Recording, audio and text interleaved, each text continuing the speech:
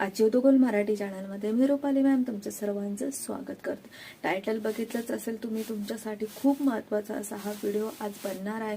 बघा, तुम्ही MPSCची कोणतीही एक्झाम देत असाल, राज्यसेवा असो, कंबाईन असो किंवा तुम्ही सरळ सेवाही देत असाल, कोणतीही एक्झाम देत असाल, तिथे तुम्हाला ह्या व्हिडिओचा खूप म्हणजे खूप फायदा होणार आहे. तुम्ही 50% जर स्टडी करत असाल ना, तर 50% ह्या व्हिडिओचा तुम्हाला फायदा होणार आहे, एवढं लक्षात ठेवा. बघा, लास्टला मी तुम्हाला अशी एक मेथड सांगणार आहे, तुम्ही कानमंत्र म्हटला तरी चालेल, अशी एक मेथड सांगणार आहे जेणेकरून तुमचा अभ्यासही इझी होणार आहे. आणि कमी अभ्यासामध्ये म्हणजे 100 पुस्तक वाचण्यापेक्षा एक पुस्तक वाचून कशा प्रकारे तुम्ही ती एक्झाम क्रॅक करू शकता हे तुम्हाला मी सांगणार आहे. कशा प्रकारे क्वेश्चन तुम्हाला इझी जातील ही मेथड मी तुम्हाला लास्टला सांगणार आहे. पण त्या अगोदर सर्वात महत्त्वाचं म्हणजे मी तुम्हाला आता सांगणार आहे की कशा प्रकारे क्वेश्चन सॉल्व करायचे. बघा, सायंटिफिकली जर विचार केला, तुम्ही जर 2-4 क्वेश्चन पेपर घेतलात, तुम्ही वेगवेगळ्या एक्झामचे जरी घेतल्यात तरी चालेल, पण तिथे जर तुम्ही बारकाईने निरीक्षण केलं, पूर्ण क्वेश्चन पेपर वाचण्याचा प्रयत्न केला, हे बघा, हे तुम्ही सुद्धा करू शकता.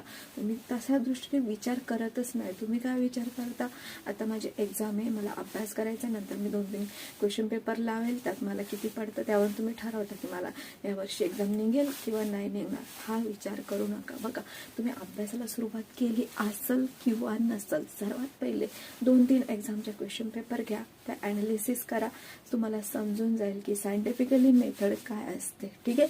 पण तसा विचार केला तर बघा, सर्वात पहिले आता क्वेश्चन पेपर तुमच्याकडे आला तर तुम्ही सर्वात पहिले काय करायचे, सर्वात पहिली मेथड मी तुम्हाला सांगते. बघा, पहिली मेथड आहे, तुमच्याकडे क्वेश्चन पेपर आला तर तो क्वेश्चन 100, तुम्हाला त्यामध्ये 100 क्वेश्चन आहे.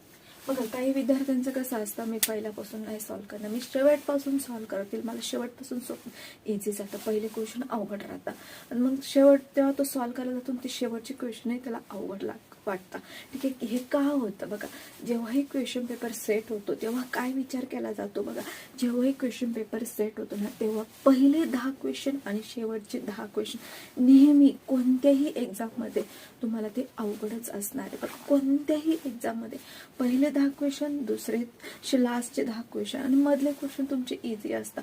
का, जेणेकरून का असा क्वेश्चन पेपर सेट केला जातो, बघा, जेणेकरून तुम्ही जेव्हा सुरुवात करताना तर तिथे तुम्ही कन्फ्यूज होणार आहे. त्यानंतर तुमचा जर सर्वांना जर हे समजलं, पहिले क्वेश्चन इझी दिलं तर सर्व जर सॉल्व्ह करत जातील आणि अवघड क्वेश्चन ते मध्ये राहिले ते कोणी सॉल्व्हही करणार नाही. पहिले स्टार्ट केला, शेवट स्टार्ट केला, इझी क्वेश्चन असले सर्वच जण एक्झाम पास होणार आहे.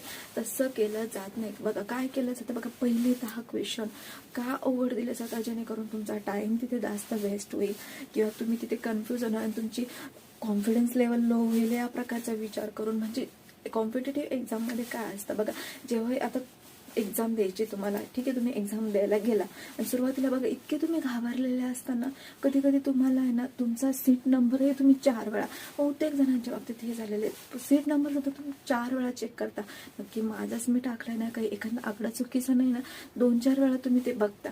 ठीक आहे. तर तेव्हाच तुमचा तो कॉन्फिडन्स लो असतो. त्यात पहिलेपासूनचे जे क्वेश्चन तुम्ही बघितले आणि अवघड वाटले तर तुमचा अजून कॉन्फिडन्स लो होत चालतो. त्यामुळे बघा, काय करायचं, असं नाही की मग तुम्ही पहिले 10 क्वेश्चन सोडून देणार, लास्टचे 10 क्वेश्चन सोडून देणार, असं करायचं नाही. क्वेश्चन पेपर सॉल्व्ह करायला घेताना तुम्ही लास्टपासून सुरुवात करा, नाही तर फर्स्टपासून सुरुवात करा.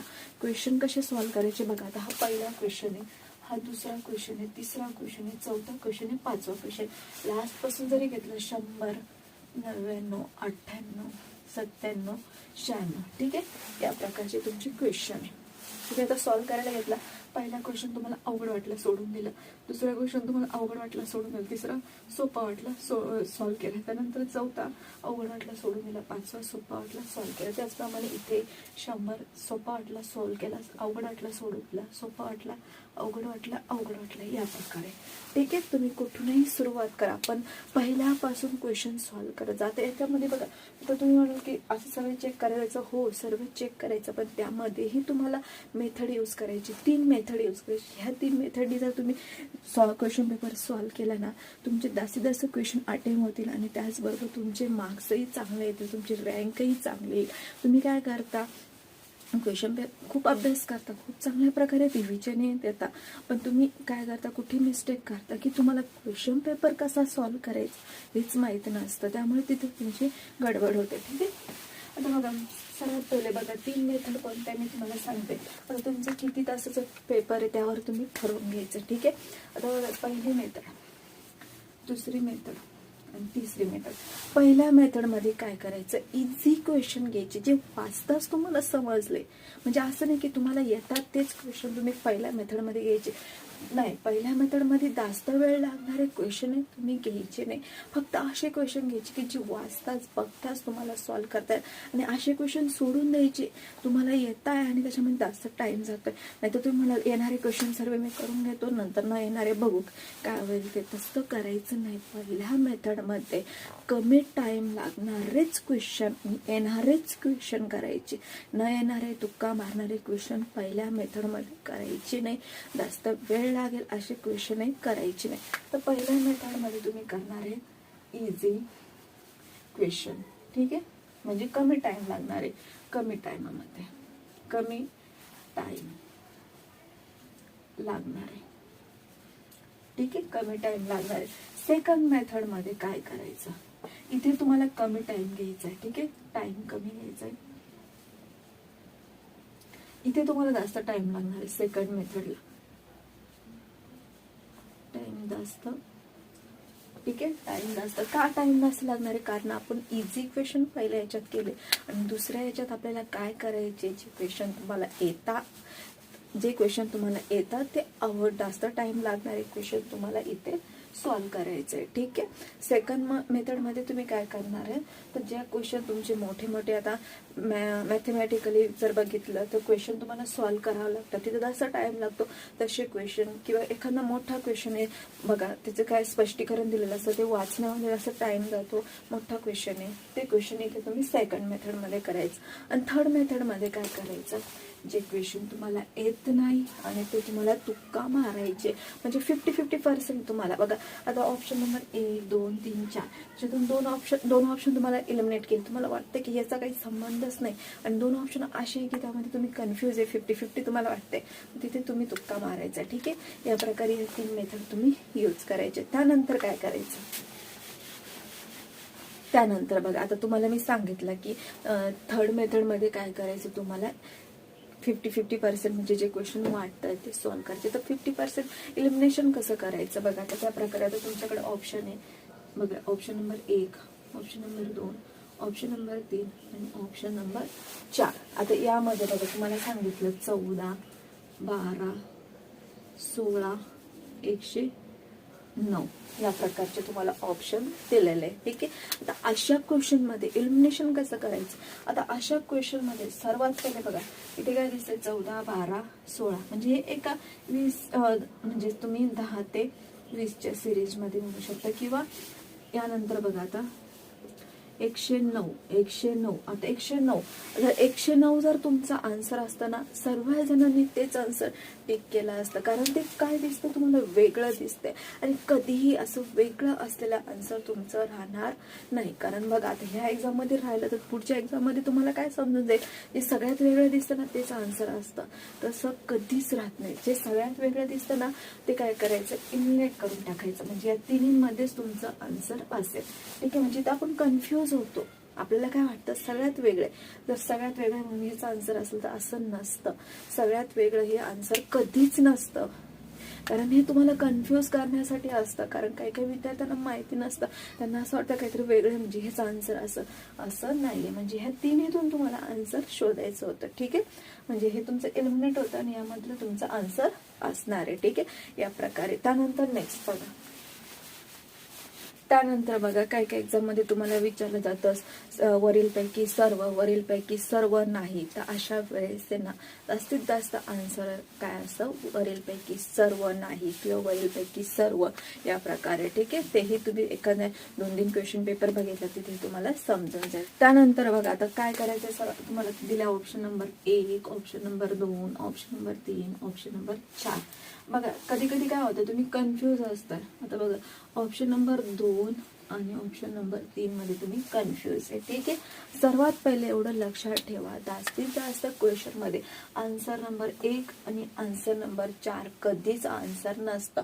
जास्त करून कधीतरी असतं, पण जास्त करून आन्सर कोणतं असतं 2 आणि 3 मध्ये असतं. ठीक आहे, 2 आणि 3 मध्ये असतं. ऑप्शन नंबर 1 आणि ऑप्शन नंबर 4 तुम्हाला मी प्रमाण तुम्हाला दिसेल बघा. तुम्ही क्वेश्चन पेपर सॉल्व्ह केला तर तुम्ही बघाल की ऑप्शन नंबर 2 आणि 3च तुमचं जास्त करून आन्सर असतं.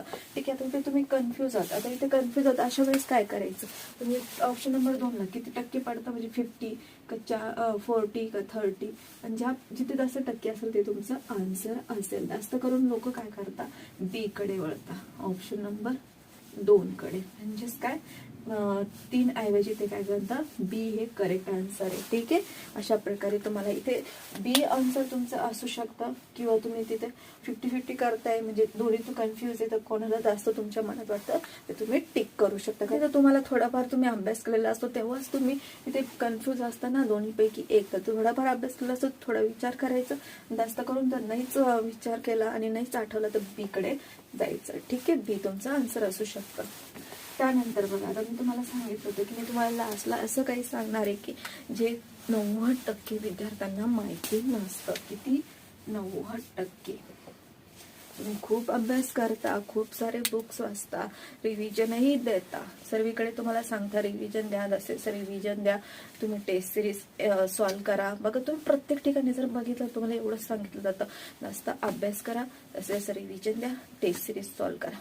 टेस्ट सिरीज एक वेळेस तुम्ही सॉल्व्ह नाही केली ना तरी चालेल, पण तुम्हाला काय करायचे, जास्तीत जास्त प्रिव्हियस इयरचे क्वेश्चन पेपर लावायचे. ठीक आहे, मग तर हे कसे लावायचे, आता तुमच्याकडे तुम्ही आता एखादी पर्टिक्युलर एक्झाम देत आहे तर त्याचेच क्वेश्चन पेपर तुम्हाला सॉल्व्ह करायचे का नाही, इतरही एक्झामचे क्वेश्चन पेपर तुम्हाला सॉल्व्ह करायचे. त्या पॅटर्ननुसार कोणती एक्झाम येते हे बघायचं आणि त्या जास्तीत जास्त क्वेश्चन सॉल्व्ह करायचे. तर बुक वाचताय, त्या बुकच्या मागे जे काही क्वेश्चन असतात ते सुद्धा तुम्हाला जास्तीत जास्त सॉल्व्ह करायचे, किंवा क्वेश्चन सिरीज असते ती तुम्हाला सॉल्व्ह करायची. ठीक आहे, टेस्ट सिरीज तुम्ही लास्टला, ते ऑप्शन तुमचं लास्टला ठेवायचं, पण जास्तीत जास्त तुम्हाला क्वेश्चन सॉल्व्ह करायचे. का सांगते मी तुम्हाला, बघा, आता एखादा क्वेश्चन आहे, तुम्हाला क्वेश्चन आलाय, हा तुम्ही याचा स्टडी केला आणि त्यानंतर तुम्हाला इथे स्पष्टीकरणही तुमचे कोणी सांगितले, टीचरने सांगितलं, किंवा बुकमध्ये तुम्हाला याचं स्पष्टीकरणही दिसले. ठीक आहे, आणि हा क्वेश्चन तुम्हाला प्रिव्हियस इयरला येऊन गेलाय, क्वेश्चन नंबर 1 तुम्हाला प्रिव्हियस इयरला येऊन गेलेला आहे, आणि तिथे तुम्हाला स्पष्टीकरणही सांगितलंय. ठीक आहे, म्हणजे ह्या क्वेश्चनचं स्पष्टीकरणही सांगितलं. या स्पष्टीकरणामधून तुम्हाला ह्या पॉइंटवर जर क्वेश्चन विचारला तर तो तुम्हाला सॉल्व्ह करता येत नाही, कारण तुमच्या मनामध्ये हाच प्रश्न असतो. हे स्पष्टीकरण कधीच नसतं. स्पष्टीकरण असलं तर तुम्हाला असं वाटतं की यावर थोडं क्वेश्चन बनणार आहे. ठीक आहे, तर अशा वेळेस काय होतं बघा, अशा वेळेस तुम्ही जर जास्तीत जास्त क्वेश्चन सॉल्व्ह केले ना, जेवढे तुम्ही क्वेश्चन सॉल्व्ह करताना जो क्वेश्चन तुम्ही सॉल्व्ह केलेला असतो ना, तो जर एक्झाममध्ये आला तर तुम्हाला लवकर सॉल्व्ह करता येतो. जर एखादा क्वेश्चन तुम्ही स्पष्टीकरण वाचलं, बुक वाचले, रिव्हिजन दिले आणि त्यावरचा क्वेश्चनच तुम्ही जर एकदा सुद्धा बघितला नाही तर इथे तुम्ही म्हणजे तुम्हाला माहिती असून सुद्धा तुम्ही तिथे कन्फ्यूज होता, जास्त टाइम जातो आणि कधी कधी तुम्ही ते क्वेश्चनही सोडून देता. म्हणजे याचा अर्थ जास्तीत जास्त तुम्ही क्वेश्चन सॉल्व्ह करा. जसं क्वेश्चन सॉल्व्ह केल्याने काय होणार आहे, जेव्हा एक्झाममध्ये तुम्हाला त्या टाईपचा क्वेश्चन आला तर तुम्ही इझिली सॉल्व्ह करू शकता. म्हणजे जास्तीत जास्त क्वेश्चन सॉल्व्ह केलेले तुम्हाला जास्त क्वेश्चन सॉल्व्ह केले, आता आम्हाला आठवत नाही, तुम्ही बघा एक्झामला गेल्यावर तुम्हाला नक्की आठवेल की या प्रकारचा क्वेश्चन मी सॉल्व्ह केलेला आहे. आणि जेव्हा आता बघा स्पष्टीकरण, तुम्हाला हे स्पष्टीकरण याच्यावर जर क्वेश्चनच नाही भेटला तर काय करायचं, प्रत्येक स्पष्टीकरण वाचताना ना असा विचार करायचा, यावर असा क्वेश्चन बनला जाईल, यावर अशा प्रकारचे क्वेश्चन येऊ शकतो. म्हणजे आपण ते आपल्या माइंडमध्ये फिट होतं की या प्रकारचा याच्यावर क्वेश्चन असा विचारला जातो. जेव्हाही नोट्स काढताना तुम्ही तेव्हा काय विचार करायचा बघा, जेव्हाही नोट्स काढताना तेव्हा हा विचार करायचा की यावर कशा प्रकारचा क्वेश्चन बनला जाईल, असा क्वेश्चन आपल्याला विचारला जाईल, अशा आपल्याला याचं इथलं हे ऑप्शन येऊ शकतं, ठीक आहे, याचं हे ऑप्शन येऊ शकतं. तर अशा प्रकारचं तुम्ही माइंड सेट करा, किंवा तुम्ही त्या नोट्सच्या खाली तुम्ही असंही करू शकता की यावर असे क्वेश्चन बनले जातील. म्हणजे तुम्हाला ते क्वेश्चन एकदा माइंडमध्ये सेट होतील. ठीक आहे, या प्रकारे तुम्ही असं क्वेश्चन सॉल्व्ह करा. आणि जेव्हाही तुम्ही शॉर्ट नोट्स काढा किंवा नोट्स काढा किंवा बुकवर रीड करा, तर एक पेजवर तुम्ही त्या पेजचे क्वेश्चन सुद्धा स्वतःहून तयार करायला शिका. असं नाही का प्रत्येक वेळेस तुम्हाला प्रिव्हियस इयरचेच क्वेश्चन विचारले जाते, त्यामुळे तुम्ही स्वतःही क्वेश्चन करायला शिका, जेणेकरून एक्झाममध्ये तुम्हाला ते ओळखीचे वाटतील. ठीक आहे, प्रत्येक वेळेस तुम्हाला स्पष्टीकरण म्हणजे तुम्ही वाचले काढलेल्या नोट्सवरूनच तुम्हाला क्वेश्चन आला, एखादा क्वेश्चन वेगळा आला तर तुम्ही कन्फ्यूज होता. त्यामुळे तशा प्रकारचं कन्फ्युजन दूर करायचं असेल तर तुम्हाला काय करावं लागणार आहे, जेव्हाही तुम्ही नोट्स बनवताना, नोट्स काढता, बुक वाचताना त्या पेजवरचे क्वेश्चन तयार करायला शिका, जेणेकरून एक्झाममध्ये तुमचे सर्व क्वेश्चन कव्हर होतील आणि तुम्हाला चांगला रँक, तुमची जी काही पोस्ट असेल ती तुम्हाला भेटेल. ठीक आहे.